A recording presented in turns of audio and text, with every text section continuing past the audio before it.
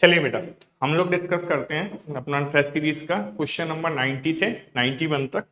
सबसे first question है अपना, aniline is a set of a reaction yielded a product D.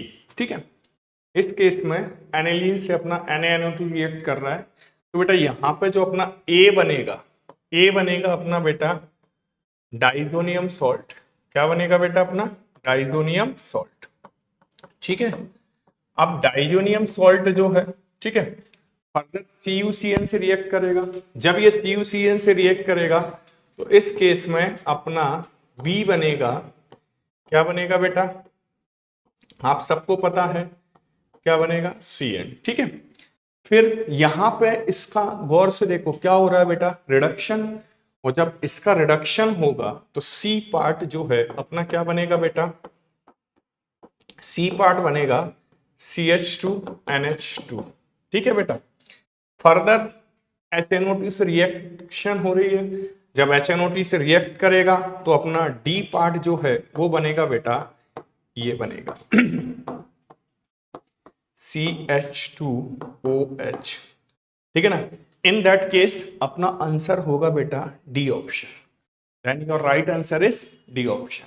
Next है बेटा अपना artificial sweetener which is stable under cold condition. इस चीज को ध्यान रखना है, उसने पूछा है कोल्ड कंडीशन में स्टेबल कौन है। ठीक है ना बेटा, ये बात अपने दिमाग में रखना है। और जब अपन बात करेंगे तो बेटा एस्पार्टेम जो है हॉट कंडीशन में अनस्टेबल हो जाता है। एस्पार्टेम ऐसा आर्टिफिशियल स्वीटनिंग एजेंट है बेटा जो कि केवल और केवल कोल्ड कंडीशन में ही स्टेबल होता है। ठीक है ना बेटा, नेक्स्ट है अपना the bakelite is prepared by the reaction between. बहुत फेमस रिएक्शन है बेकेलाइट की कि भैया फिनॉल एंड फॉर्मल्डिहाइड। ठीक है ना बेटा, तो देखो ये क्या करता है, जैसे ये रहा अपना फिनॉल। ठीक है, फिनॉल रिएक्ट करता है फॉर्मल्डिहाइड के साथ, और जब ये दोनों आपस में रिएक्ट करते हैं तो अपना ये प्रोडक्ट बनाते हैं, ये वाला OH CH2OH। ठीक है ना, और इसी की जो पॉलीमर चेन होती है वो ही अपना क्या बना देती है बेटा, बेकेलाइट। क्या बना देती है, बेकेलाइट। ठीक है, तो इसका A option is the more accurate answer, phenol and formaldehyde. ठीक है ना बेटा, next which of the following is an incorrect. ठीक है ना, the oxidation state of sulphur in SN। हम लोग जानते हैं SN कहीं भी ले लो, S8 भी लिया तो भी कितना आएगा, 0। किसी भी होमोजीनस मॉलिक्यूल की ऑक्सीडेशन स्टेट कितना होता है बेटा, 0। ठीक है, तो ये वाला ऑप्शन सही है अपना। दूसरा, the oxidation state of oxygen in peroxide. Peroxide में कितना होता है, -1। एंड सुपर ऑक्साइड में होता है बेटा अपना -1/2। ठीक है ना, लेकिन रिस्पेक्टिवली में इसने क्या बोला है, -1/2 एंड -1, उल्टा लिख दिया। इट मींस ये वाला स्टेटमेंट हो गया अपना बेटा रॉन्ग। तीसरा है the algebraic sum of the all the oxidation number in a compound is 0। ये बात भी सही है। The oxidation state of fluorine in all of its compound is always -1। ये बात भी सही है। तो अपना एक ही स्टेटमेंट गलत है, वो है बी। तो अपना राइट आंसर इज बी, क्योंकि उसने करेक्ट नहीं पूछा है, क्या पूछा है, इनकरेक्ट। ठीक है ना बेटा, चलिए नेक्स्ट क्वेश्चन डिस्कस करते हैं। Question number 94। Given below are two statement, one is labelled at assertion और दूसरा क्या है, रीजन। असर्शन रीजन का क्वेश्चन है। ठीक है ना, असर्शन रीजन के क्वेश्चन जब भी हम सॉल्व करते हैं, ठीक है ना, तो हमेशा ये बात याद रखनी पड़ती है अपने को कि भाई ये सेंटेंस सही है या ये वाला सही है, दोनों को मैच कराया जाता है, उसका अपन सॉल्व करते हैं। ठीक है, सबसे पहले formaldehyde react in presence of concentrate KOH form methanol with potassium format salt. याद करो बेटा, कैनिजारो रिएक्शन। कौन सी रिएक्शन बेटा, कैनिजारो रिएक्शन। ठीक है ना, कैनिजारो रिएक्शन में ये वाली रिएक्शन होती है फॉर्मल्डिहाइड की रिएक्शन। ठीक है ना, क्लियर। और ये दोनों प्रोडक्ट बनते हैं, मतलब पहला स्टेटमेंट अपना सही है। ठीक है, दूसरा स्टेटमेंट है carbonyl group which does not have alpha hydrogen. ठीक है ना, अल्फा हाइड्रोजन। ठीक है, atom undergo the disproportion reaction, बात सही है, in presence of alkali solution, in presence of alkali solution disproportion reaction में जाता है, ये बात भी सही है। तो ये वाला स्टेटमेंट भी अपना सही है, मतलब एसेसन भी सही है, रीजन भी सही है, दो बातें तो अपनी पक्की हो गई। इसके बाद अपन थोड़ा सा आगे चलते हैं, ये बात, ये वाले सेंटेंस को दोबारा पढ़ते हैं। Formaldehyde react in presence of concentrated KOH and form the methanol with the potassium format salt. बेटा ये कैनिजारो रिएक्शन होती इसलिए है, इसका ये एक्सप्लेनेशन है, ठीक है ना। क्यों? कैनिजारो उनमें ही होती है ना जिनमें कि अल्फा हाइड्रोजन नहीं होता, मतलब ये इसका एक्सप्लेनेशन है। और जब ये इसका एक्सप्लेनेशन है तो अपना आंसर कौन सा बैठेगा? Both A and R are correct and R is the correct explanation of A। ये बात सही है, ये कंडीशन कैनिजारो रिएक्शन की होती है, ठीक है ना बेटा। तो अपना right answer is D। Clear? चलिए नेक्स्ट क्वेश्चन डिस्कस करते हैं 95। Which of the following process requires the largest amount of energy? ठीक है, जब हम लोग आपको आयोनाइजेशन एनर्जी पढ़ाते हैं उस केस में हम लोग बताते हैं कि जैसे जैसे पॉजिटिव चार्ज बढ़ेगा, क्या बढ़ेगा बेटा? जैसे जैसे पॉजिटिव चार्ज बढ़ेगा, ठीक है ना, वैसे वैसे इलेक्ट्रॉन रिलीज कराने के लिए या इलेक्ट्रॉन निकालने के लिए जो एनर्जी की अमाउंट है वो भी क्या होती जाएगी बेटा? बढ़ती जाएगी, ठीक है। क्यों? क्योंकि हम सब लोग जानते हैं जैसे जैसे पॉजिटिव चार्ज बढ़ेगा, पॉजिटिव चार्ज जैसे जैसे इंक्रीज होगा, वैसे वैसे Z इफेक्टिव की वैल्यू भी क्या होती जाएगी? बढ़ती जाएगी। उस Z इफेक्टिव की वैल्यू बढ़ती जाएगी तो अट्रैक्शन क्या होगा बेटा? जैसे जैसे Z इफेक्टिव बढ़ेगा वैसे वैसे अट्रैक्शन भी क्या होता जाएगा? न्यूक्लियस का टुवर्ड्स द इलेक्ट्रॉन इंक्रीज होगा, और जब अट्रैक्शन इंक्रीज होगा इस केस में बेटा अपनी एनर्जी की वैल्यू क्या होती जाएगी?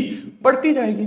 मतलब मोर पॉजिटिव चार्ज, जिस पे जितना ज्यादा चार्ज होगा, more positive charge more energy, उसके लिए उतनी ज्यादा क्या चाहिए होगी बेटा अपने को? एनर्जी, ठीक है ना। जितना ज्यादा पॉजिटिव चार्ज उतनी ज्यादा एनर्जी।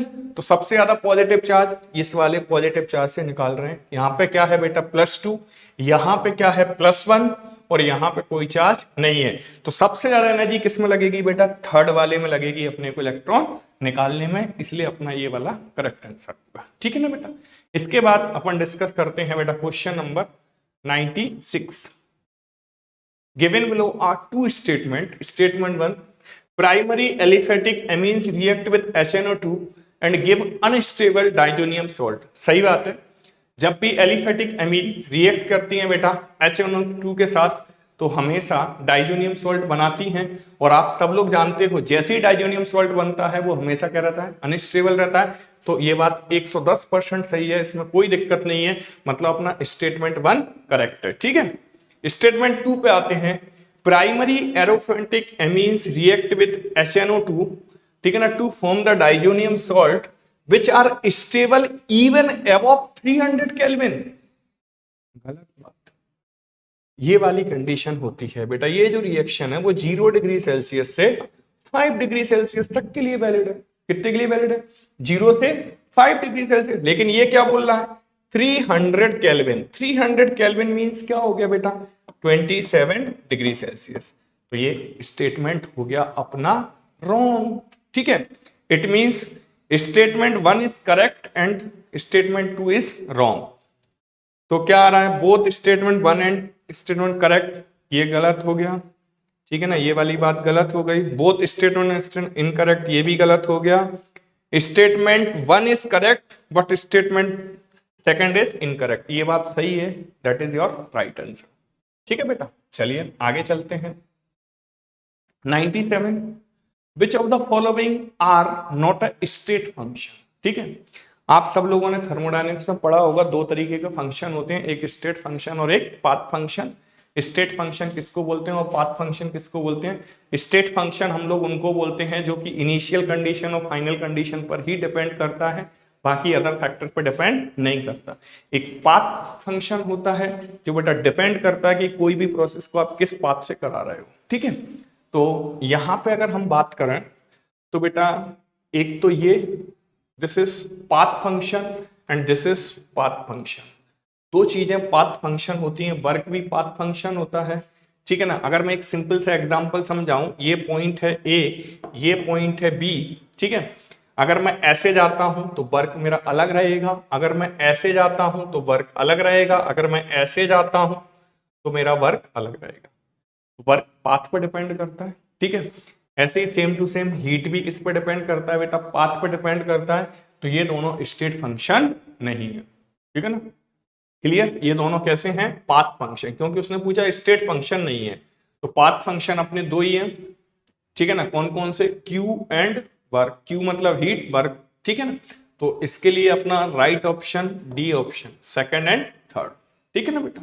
चलिए नेक्स्ट क्वेश्चन डिस्कस करते हैं। For the reduction of silver ion with a copper metal, सबसे पहला काम अपना रिएक्शन लिखो, कॉपर, ठीक है ना। For the reduction of silver ion with the copper metal, ठीक है ना।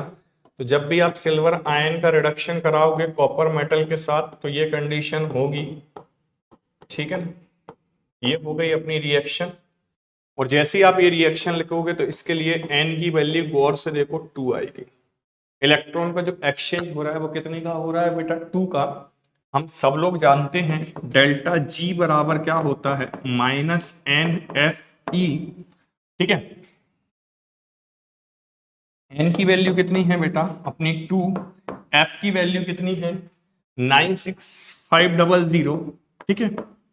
इनटू ई की वैल्यू कितनी है हमको दी हुई है क्वेश्चन में 0.46। जब अपन लोग इसको सॉल्व करते हैं तो बेटा करीब करीब अपना ये जो कैलकुलेट करोगे तो ये आएगा -89123 के जी, ठीक है।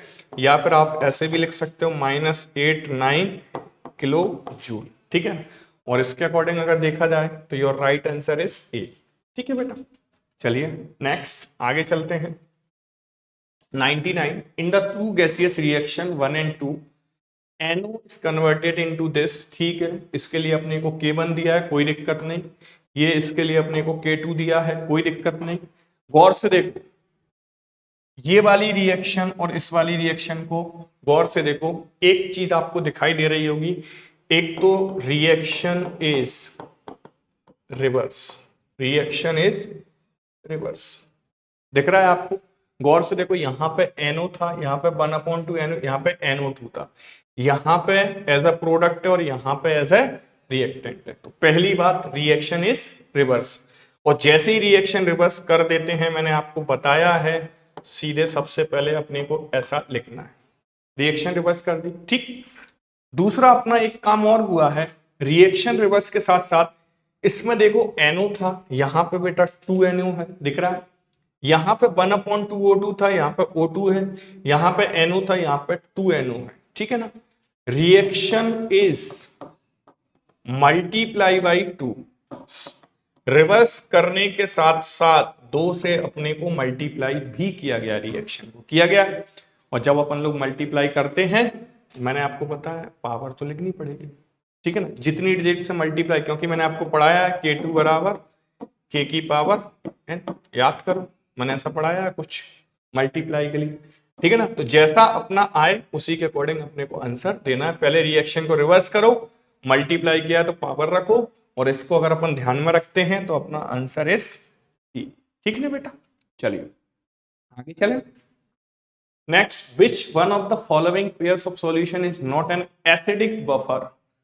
सबसे पहली बात, बफर के लिए कंडीशन क्या होनी चाहिए, बफर हमेशा वीक एसिड और वीक बेस से ही बनेगा, ठीक है, पहली कंडीशन। या फिर वीक एसिड और वीक बेस के सॉल्ट से बनेगा, ठीक है।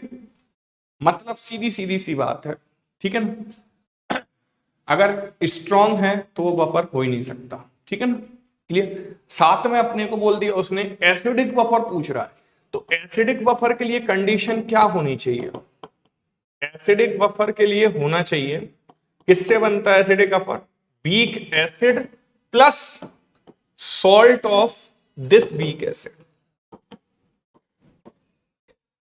Weak acid plus salt of this weak acid. अब अपने से पूछ रहा है नॉट एन एसिडिक बफर। देखो HClO4 ये क्या होता है? Strong acid. ठीक है, तो ये तो है ही नहीं। ठीक, इसमें देखो CH3COH वीक एसिड है। ठीक है, और ये इसका वीक एसिड का क्या है? सॉल्ट है, CH3CON दिख रहा है आपको। ठीक है, वीक एसिड स्ट्रॉन्ग बेस का सॉल्ट है। ठीक है ना, मतलब इसी वीक एसिड का सॉल्ट हो गया। H2CO3 वीक एसिड, और ये इसका सॉल्ट हो गया वीक एसिड स्ट्रॉन्ग बेस का। क्या है ये? सॉल्ट है, ये इसका सॉल्ट हो गया। ठीक है भैया, ये भी क्या है बेटा? वीक एसिड, और ये क्या है? Salt of this weak acid. दिख रहा है आपको? तो ये वाली जो कंडीशन थी मेरी एसिडिक बफर के लिए, weak acid plus salt of this weak acid, इसमें भी फुलफिल हो रही है, इसमें भी फुलफिल हो रही है, इसमें फुलफिल नहीं हो रही है, मतलब your right answer is a. ठीक है बेटा, थैंक यू, धन्यवाद।